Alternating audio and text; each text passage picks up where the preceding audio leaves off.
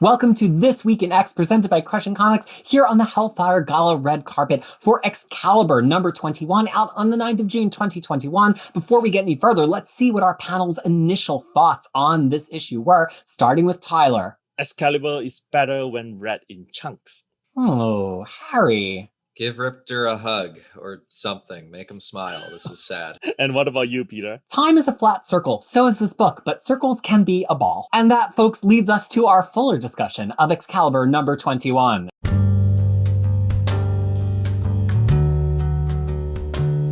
Welcome, everybody, to our fuller discussion of Excalibur number 21. Faria had to step away from us this week for this issue, although it's, I don't think, an indicator of her opinion on the quality of it. I don't know. Perhaps she'll chime in next week. So we've got Tyler, Harry, and I to talk about Excalibur 21 in full detail, full spoilers. You know the drill, so you know what you're getting into. For Excalibur 21, Tyler, take us through, without too much plot reaction, your overall reaction to this issue. I'm of two minds here. I as a standalone issue, it doesn't quite work. But as an issue where you have read prior issues all the way up to this point, then it kind of like makes sense because it brings together a lot of things that were either briefly mentioned or were kind of like mentioned in one panel and then dropped off. So in some ways, I think this is good as as part of the run. But as itself, besides the really good Toe's art, it kind of misses a little bit for me. So for me, so it's very difficult for me to give an opinion of how good this is or how bad this is because it really depends on how much like you have read and retained, from previous issues of Excalibur. Harry. I'm hard-pressed to say what excites me the most about this book, which is not the compliment, I don't think. But if I had to guess, I would say the kind of the political intrigue and drama of having a Captain Britain who's connected to Krakoa and how certain groups like Clan Akaba kind of respond to that and all of that. So this had plenty of that, which I enjoyed. And it also had some reunions that I enjoyed. I enjoyed this more than average. This will never be my favorite book, but this wasn't too bad a time. And I like the art and the costume. So I'm going to give it 3.25 masks off out of 5. It's interesting. My complaint all along when I have one about Excalibur is it just feels saddled with a cast that it doesn't fully care about or know what to do with. And this was an issue where the cast worked in its favor, right? Like, Betsy had plenty to do. Richter really felt like he had a plot for a change. Jubilee didn't really get anything, but I feel like we've proven that Jubilee has a little bit of a place in this book. And Gambit now suddenly feels really interesting and relevant because he really wants to stay, even though Rogue is leaving, which is probably the first interesting thing Gambit's done. And so I know I'm getting into the plot a little bit, but like, I kind of found myself saying like, hey, maybe I'm excited for year 3 of Excalibur because it really feels like it's going to transform a little bit. At the same time, it does feel like we're coming back around to the status quo of the first issue a little bit, which is my time as a flat circle. I mean, it really feels like we're just resetting the map, especially with some of the Morgan Le Fay stuff that's happening. Yeah. But, ultimately I come down really on the positive, especially Marcus Toe. This has got to be the hardest working man in show business. He's also penciling half of all of Zdarsky's stories in Batman Urban Legends right now, which looks amazing. And the Zdarsky Red Hood story is like top notch Batmaning. And then I see even skipped an issue of Excalibur since X of Swords. I don't know how he does it. Yeah, it's good. We've had some complaints about some of the framing, some of the posing, but like he's a really solid artist. It's very solid. And also I think this is a good issue of art. I think there are some last minute changes that he has to add into this issue. So, I feel like even with that, he actually manages it pretty well. Well, let's start out with the start here. Richter gets brought somewhat hesitantly along to the party. I'm this person who doesn't want to be at the party until I'm at the party. I'm very similar. And Shatterstar arrived covered in blood and gore, much to the consternation / delight of the crowd around him, including Conan O'Brien. And and everybody seems pretty upset. personally, if my teammate's lover had been trapped on Mojo World and just broke out, killed the Morgan for X Factor, and showed up at the party hunky and covered in blood, I would be pretty happy, I would think. Yeah, right. but that doesn't seem to be the reaction that he's getting. Tyler, what did you think about this unlikely and unliked reunion? It is really weird for me because we know that this Shatterstar thing was a last minute thing in X Factor. Oh, so this is what you mean about it, Toe needing to squeeze in some. So Toe has to squeeze in like 2 or 3 pages here. I mean 1 page here and then like towards the end. Which I thought was like it's really surprising for me when this happens, because I wasn't expecting it to happen in the Gala issue. I was expecting it to happen like in the next Excalibur issue. But yeah, I'm like, what makes you think that covered in blood is a good way to attend the Gala? Well, he doesn't know anything about this mutant society and about fashion. First of all, Shatterstar's not one to care about that kind of thing. That's true. But also, he's been through some stuff in the last 24 hours. Yeah. His mom slash I don't even know how to refer to Dazzler. Yeah, it's very difficult daughter-in-law. Just rescued him, and then he killed the anyway. But I agree, actually, maybe that kind of explains how abrupt that scene is, because Teenie Howard kind of had her hands tied, and she's like, how do I introduce him to the party? And then have a reason to not write him for the rest of the issue. And Howard has to drop what the original pitch is supposed to be, which is, who is Jubilee's hot date?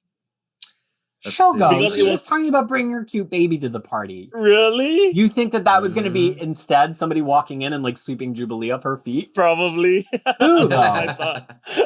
I don't know. That's the thing. I went back to last week's issue and tried to see if Jubilee was with anyone, but I couldn't see it. I mean, there wasn't anything. Harry, what did you think about this abrupt return? I thought it was kind of cute, but it was mostly funny because Shatterstar really just is like, I've been up to stuff. I've been having things happen. Don't leave me. And they all just like, screw you. And they all just walk away. Like, come on, Richter, get out of here. And Richter's like, I've been busy missing Apocalypse and writing in his diary about Apocalypse. Like, I don't really, it was funny. I do think the art's kind of popping here though. There's a lot of cool acting, and I'll give him credit, Toe credit. The celebrity cameo is much less obnoxious here than it's been in a few of the other books, which is just because they're not front and center. I know, yeah. They're like always reacting to something at the side. So yeah, it's not just like friggin' Kevin Feige like staring at your soul through his plastic face. You know, it's better. And also, Toe gets in a lot of background mutants that I'm still picking out. I mean, I just noticed WizKid. I just noticed Nightcrawler. I mean, he has Eye-Boy talking to somebody who looks like they're in a Scarlet Witch face thing. Yeah, I don't know who that was. I have no idea who that is. Yeah. Too. So you know, I think we've kind of covered it. It's a shame that it had to come out so weird and abrupt, but I think it gets saved by the end of the issue. And I think, I mean, we can kind of jump. We can't really jump to the ends. We have to talk about the middle. We have to talk about the middle. Yeah, but I'll say that it's much more satisfying to see them really reconnect at that point. Yeah, after really Richter has had like a moment. We needed Richter. I think it would have been a disservice to Richter as a character if his big moment of kind of emerging was just because Shatterstar came, because I don't want any character to be defined by some other character, no matter what the relationship is and how much I enjoy the relationship. So I think it's really important, and I think Teenie Howard was quite wise to structure the issue such that Richter had his own journey and then could have the reconciliation. And so I'm willing to forgive them acting completely out of character here on this first page because it was narratively required. Yeah. Okay. So here's the big news. Coven Aqaba has fully infiltrated the British government. The British alliance with Krakoa is over. They're returning all of their drugs. It's a Brexit. It's a Brexit. It's a Krakoan Brexit. The gates will be expelled. I mean, they're full on going. I mean, it's Brexit. And oh, by the way, also they need some mutant blood for sacrifice. Pete Wisdom, would you come to our after party and be the featured dish? And Pete Wisdom, oblivious as ever. I mean, he's smart and he's a secret agent, but not a lot of social skills, because he just walks right into that when any of us could have told him that he was going to be killed. Of course, he theoretically will Of get course, he would resurrected be if like they actually killed surrounded. him all the way. Yeah. But Tyler, what do you think about all of this Brexiting, Krakoa Brexit? I mean, the thing is that it would have been interesting if we had a lot more foreshadowing of this. Instead, I think what we got was a data page last issue of like Pete Wisdom frantically trying to text Betsy, and Betsy did not reply. And the last time this Ruben person appears was when he was having this folder and was wearing the cape and was trying to accost Pete Wisdom in his office. It's like, hey, look at this, look at this. They are creating like, the mutants are creating like random Captain Britain, you know, and so there was this connective issue that is connective tissue that is not there, and maybe it's supposed to be a surprise, but it seems to be like a lot of the real world politics that this era of X books tries to play. It is overly simplified, and it just seems kind of like, okay, you just have to take it that happens. And you know, they willingly, you know, gave a guy in a red cape the role of an ambassador. So that's that suspension of belief has to be there for you to be able to enjoy this part. But otherwise, I think you know, I love the reaction. You got the drugs, and now you're saying that you're going to return all the drugs. Are you you know, I mean, the implication here is that you're definitely not going to return 100% of the drugs. So you got the benefit, and then you're going to cut us off. So Harry, what about you? I liked it. I mean, you got a point, Tyler, that it hasn't been like that prominently established until this point, but at this point, I just want to get something to latch onto here and enjoy. So I'm just glad that it is happening, and I find it interesting. You know, I do like the geopolitical machinations here, and it is like a little simplistic, I'll give it that, but like, it's also comics and it's fun, and there's an ambassador wearing a cape. That is both something you got to suspend your disbelief about, but also you can enjoy. And you know, I think if we can focus on this and not like kind of fly around with like kind of more mediocre Betsy stuff as we've been reading recently, if we can maybe just commit to this threat, which this issue is just a lot of like growing threats and moves being made against Excalibur. If we can like stick to this and keep this going, I think we're onto something here. So, and like, also, I mean, it is also pulling a lot of threats that has been hinted at here and there together. So I mean, I definitely appreciate that. So I mean, you know, I listened to an interview with Teeny Howard about this series, and she mentioned something big happening at the Gala issue. I assume it's this, but like, it seemed like she was excited for a lot of stuff that's coming. You'd hope, and I want to like this book more. So maybe we're kind of past a bit of the filler arc, if we're going to be generous, or not generous, and see what happens next. You know, I have really mixed feelings on it, because I hadn't really liked Excalibur very much until we got to that Malice issue. And also just even like the Betsy and the alternate England, like I really liked a lot of that post-X of Swords stuff. I had complaints about one of the issues, but it kind of felt like, okay, so this is the Betsy book, and this Betsy book is about, you know, her identity and everything about that. Now, in a way, this Akaba stuff makes me feel like we're being plunged back into that opening arc of the book, which I was not a fan of. But things are different, right? There's no apocalypse. Krakoa is much more established now. Betsy has worked out her identity issues a lot. Rogue is not a tree. This is a different status quo for this kind of second round. And it kind of makes me think like, this is actually the thing that I do like about this book, which is why ultimately I'm positive here, which is that it's about, you know, Betsy's identity, both as a mutant and a British person, and being back in her own body and all of the other things, as Captain Britain, all of these things. It's about England's identity, right? As an island, as a colonial force who now kind of feels like they're being colonized by mutants, right? That's an interesting beat to play out. And also tying it into the real world lack of acceptance and lack of being able to kind of move forward into the future as a diverse society. Because again, there's this feeling of the colonizer being colonized. and they don't like it. They're not a fan, right? So there's that level. And then there's like the kind of greater level of the magical stuff with Otherworld, right? Which, and what it means for Britain to be a doorway to Otherworld, the whole status of British myth, what British myth kind of means for Britain as a very Anglo-Saxon society that's not accepting of people that are different, even though their myth is full of magic and people are different. And like, how do you reconcile walking around in a red cloak as the ambassador and being like, these witch breeds? You're an ambassador wearing a red cloak who calls yourself part of Clan Aqaba. Pot, kettle, let me introduce the two of you here. Y'all are all sorts of witch somethings, right? I think that's interesting. And I think when this book has really gotten in the weeds, it's like about different druids or whatever, like keep that focus on the political stuff, on the identity at the personal level, on the national level. That's what this book actually does well. As soon as we get back into like these druids stabbed these clan members, which is where it could be going, because then we get this whole druid moment with Richter. I really think the book loses its dramatic tension there because I don't think Teenie Howard has actually made us care about the groups. But if she stays on the identity part, I think we care a lot. I do. And so I'm like, I'm always rooting for the books. I think that gets lost when I'm here complaining, but like I see a glimmer of how great this can be. And I'm like, come on. Yeah. Well, maybe they were like, okay, let's have the first wave of books. And then they were looking at it. I was like, where is Gambit and Rogue? We need Gambit and Rogue.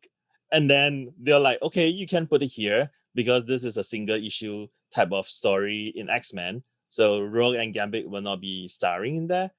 New Mutants doesn't work. They had nowhere else to be, right? Yeah. So then it's like, let's put it on Excalibur. And then Teenie Howard being the team player is like, okay, let me write them into my story. Rogue can be a tree. I've got it. Yeah. And then now that they are like, okay, we don't have Rogue anymore. Well, I can do something fun with Gambit and his cats. So I'm hopeful. He stays. Yeah, I'm hopeful after the Malice issue and now this. I think dramatically we're headed towards something. I've been burned before. I've had my heart broken before, and I don't want to commit yet. I mean, I look at, especially looking at the party part of this and looking what this cast might be with these changes, right? It's like, is Shatterstar joining the cast? That would be cool. Does Teenie Howard have custody of Rachel now that X Factor is ending? That would be cool. Is Megan going to become more of a part of this cast? And now there's this hint that Megan is pregnant again, what do we care? I mean, it feels like there's got to be some reason that we care. There's Jamie. It feels like there's Pete Wisdom. Is he going to be more part of the cast? It feels like there's really a chance to pivot this into feeling a lot more British and also feeling a lot more like old Excalibur, but just like really like having a renewed purpose. But that's the point. Yeah. That you just said, because the whole Nightcrawler, Megan, and Brian scene, it just reminds me of the old Excalibur. And which is that perfect. is delightful. I'm reading it right now and I'm like, this is not nostalgia talking. Every one of these issues is just like a perfectly constructed comic book, at least early on. It has its ups and its downs, but of course. Yeah. So I don't know. I mean, I didn't like any of that. I mean, Rachel dances with Psylocke. Like, what are we supposed to get from that? They were never on the original team together. Rachel left literally like 2 issues before Psylocke arrived. So I was trying to think, like, do they really have a relationship?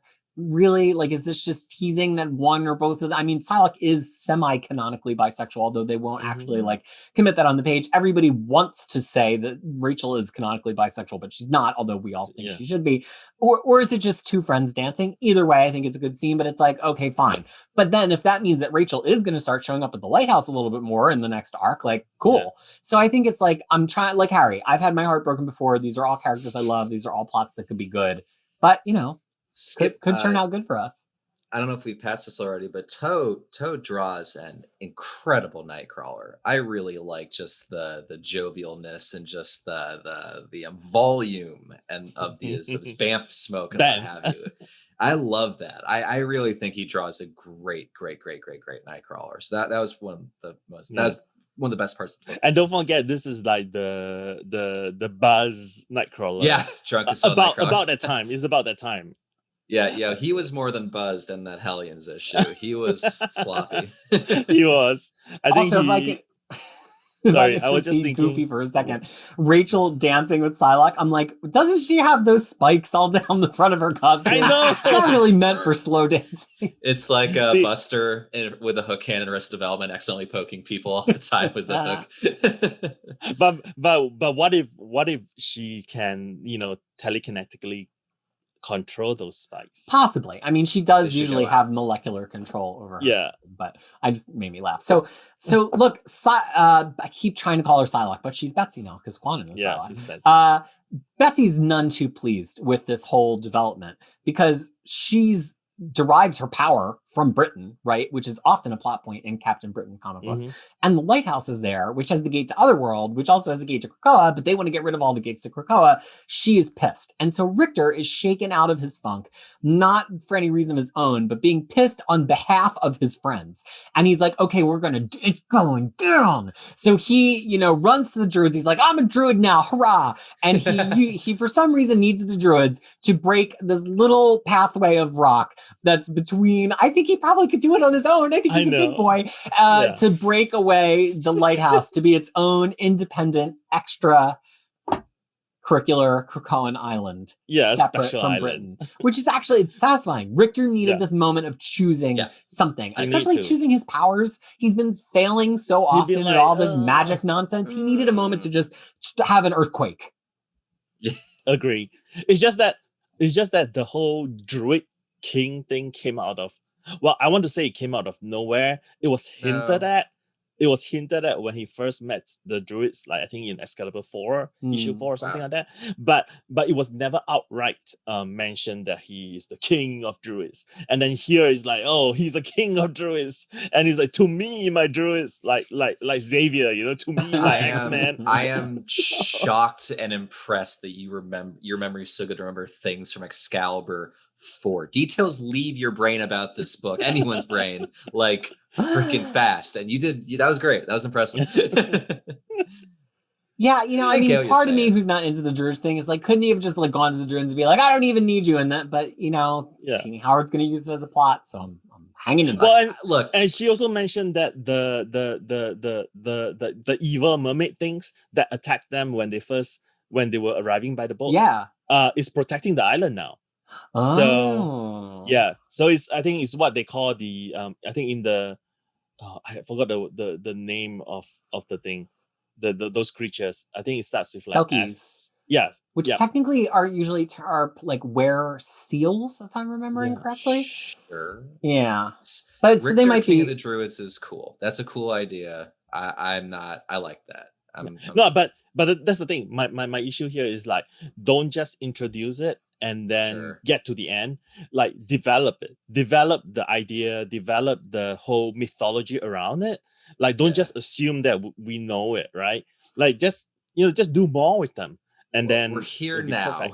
Yeah, we are here now. So hopefully it's cool next issue. Yeah, just do something fun with this, Yeah. And so Morgan Le Fay is back. I don't know how to feel about that. I don't know how much I care, but she's back. And she does something to the lighthouse because it glows green when she does her little thing. But we can't get too hung up on it because Shatterstar arrives, I guess having come through the gate in the lighthouse.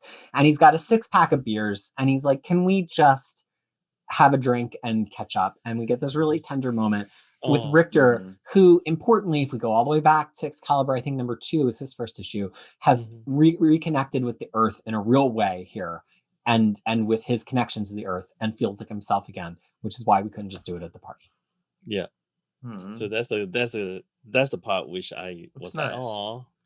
Aww. So at least you bring them together in a way that we all wanted. Like right from the beginning when we saw Shatterstar and we were like, why didn't X Factor tell Excalibur? Don't they talk to each other? And we get it here. So that's a little bit late, but it's better late than never. So, and I like the final panel of him just like resting his head on Shatterstar's shoulder, and you see like his cape's kind of flowing a bit. It's like a really nice panel, and I like Richter's outfit. I think he looks pretty cool. And the other thing for me is like, I don't think any comic relationship is necessarily sacrosanct. I think it's fun to break people up and move them around and all. But there's a difference between people who are like dating and then people who are like long-term star-crossed lovers, And I think like with Rogue and Gambit, even when they're apart, it's kind of like you expect one of them to have an opinion on the other one of them because it's Rogue and Gambit, and you just do. Yeah. And I think that Richter and Shatterstar have kind of become that level, right? And it's not that it's so wrong to break them up narratively. Like, break them up if you're going to do something interesting, right? But to break them up and then have them not really commenting on the other one, or not really like feeling, because again, I never want a character to be defined by another character. That's my beef with, Jean, that's my beef with a lot of characters. But I think that was that moment of discord. I'm never here to say like, well, they're a man loves man couple, so you can't break them up. They're unbreakable. But like, let us feel that tension. And it was if they're the man on man couple, they are very breakable. Yeah, well, in comics, yeah. No, not just in life. You're saying in real life. I got what he was saying. Yeah, I picked up the but I guess my point is like, I'm not like this Rick Star stan who's like, good, they're back together. It just felt like a nice character moment. And like, that's what comics are ultimately. You can make them work and have them be apart, but you've got to give us good character moments. And it just never felt like we really got a complete Richter character moment with all this kvetching about Big A's gone, Big A left me his book, Big A, Big A, Big A. It's like that never read to me. And this one page of Richter resting his head on Shatterstar's shoulder, even if they're not back together, even if they're just friends, it just read to me much more genuinely because we needed it, I think. Yeah, we needed at least a closure, or right. I mean, if this is a closure, or something that acknowledges that I have a prior relationship, and no one, like, it was never addressed. So between this character having a nice character moment and some kind of progression, and the promise of stuff with Gambit and the hints of stuff with Betsy, this has some nice beats, and I'm liking it a lot more the more we talk about it just in this video.